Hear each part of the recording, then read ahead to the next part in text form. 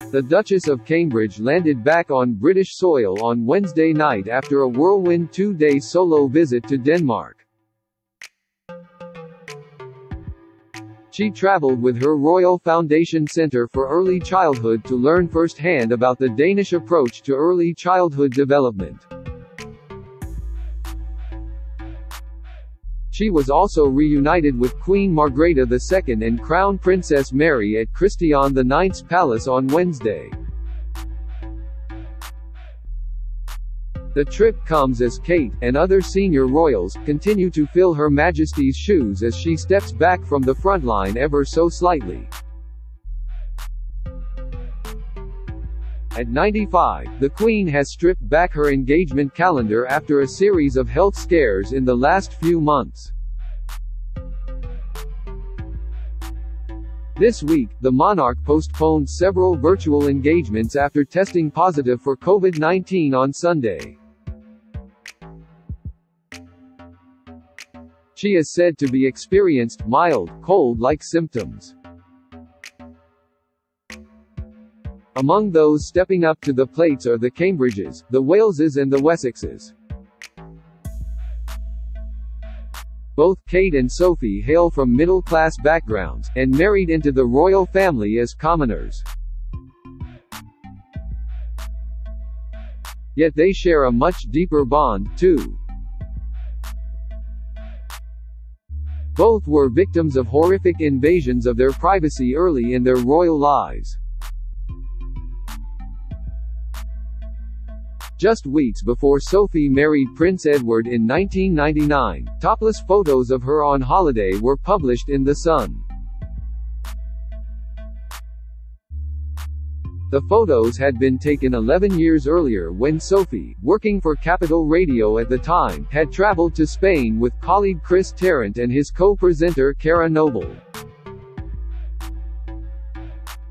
Ms. Noble sold the photo, and a series of others, to the newspaper for a reported £40,000.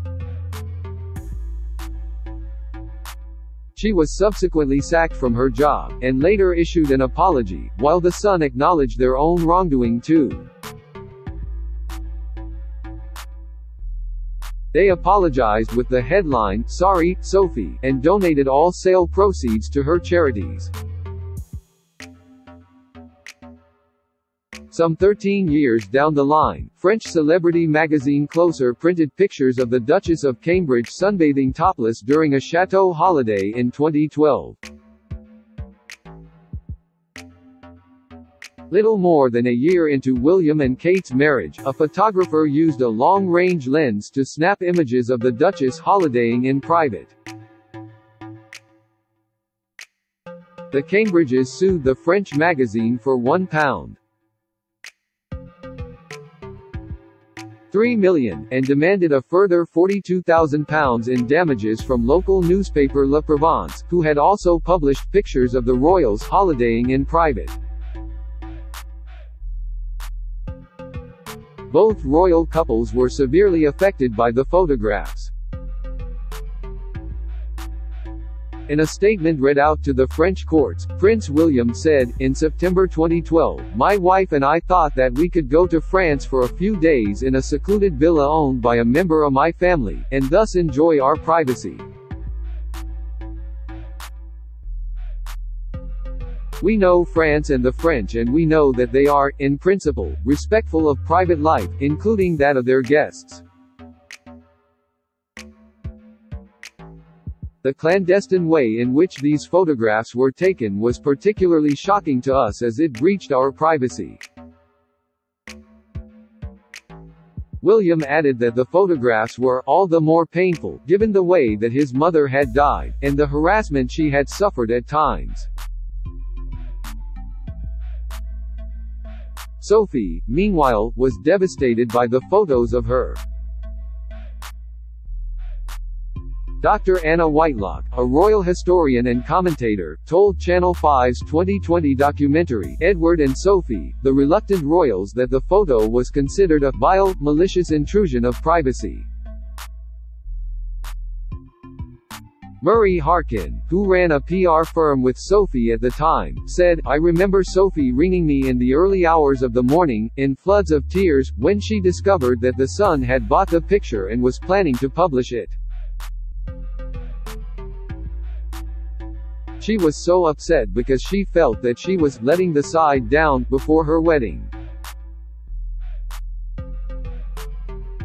Yet, despite the initial heartbreak, Sophie took the situation in her stride and kept her head held high.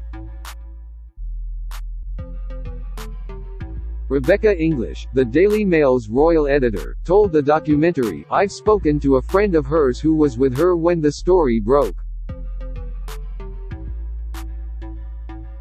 They saw her heart break, but equally, and I think this is a very interesting aspect of Sophie's character, she very much thought the show must go on. She held her head up high. She knew she had done nothing wrong." Mr. Harkin said Sophie would have been there for Kate upon the publication of the photos. He said in 2012, "Sophie will be a shoulder for Kate to lean on. I expect that she will have been in touch with Kate already." Sophie has grown into one of the most cherished members of the royal family in the last 2 decades, as she and Edward have emerged as a stable pair of hands capable of steering the royal ship. She has frequently been praised for her ability to represent the firm without attracting unwanted headlines.